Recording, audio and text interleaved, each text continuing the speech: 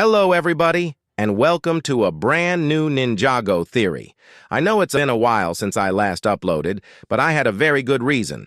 Regardless, I apologize, and hopefully there aren't too many delays like this again in the future. Today's theory was suggested by this subscriber, and they were very detailed in their description of make a theory about Pythor. At first, I was hesitant, because as far as villains go, Pythor is quite an open book. We know basically everything to know about him as it's all shown in the show, except for some odd bits of information which have been exclusive to books. For example, the literal recipes Pythor used to cook and eat the other anacondrae. Seriously, how did Lego allow that? But when you actually stop and think about it, there is clearly something that separates Pythor from all the other anacondrae. He's a different color, a different shape.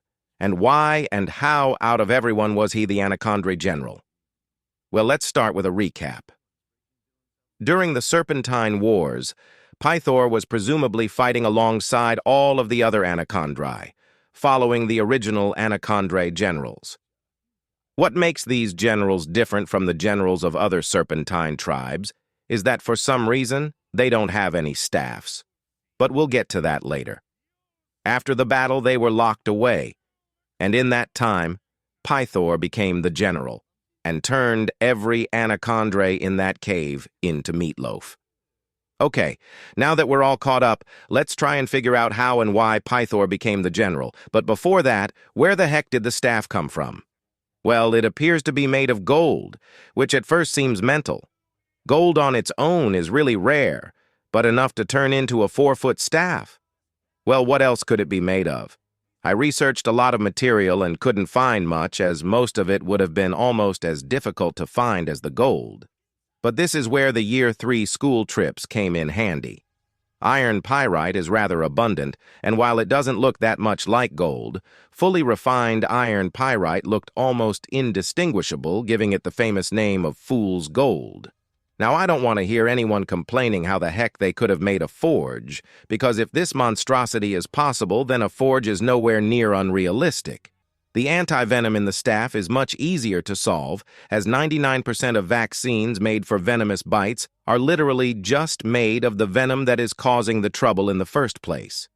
As for why they all have the same design, it's made abundantly clear that the prophecy of the Great Devourer's return is almost as old as the Serpentine themselves, and if the Green Ninja prophecy had pictures, I see no reason why the tribes uniting wouldn't have pictures either. As for why Pythor was chosen, it is obvious that similar Blunk, Ragmunk, and Makia, he is the most superior out of his species, exhibiting higher mental and physical capacity. But after all this, we are still left with the question of why? Well, what if I were to tell you that Pythor was supposed to be the Great Devourer? Well, not exactly. In one of the Ninjago books, we see the process in which the Great Devourer slowly turned from an ordinary fang-pyre snake into the miniature Great Devourer. I think after Garmadon was bit, the first Spinjitzu master knew this was the Overlord's doing, and instead of disrupting the balance by killing it, he trapped underneath the lost city of Ouroboros, where it could grow no larger.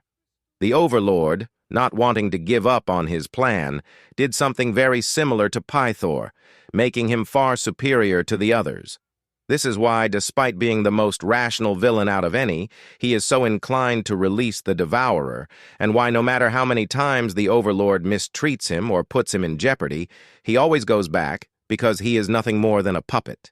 It's just like what we see happen to Harumi in Crystallized, where it was treated as some big reveal when the Overlord snapped her back into evil mode, but it was never picked up on again. I think this is what they were pointing towards.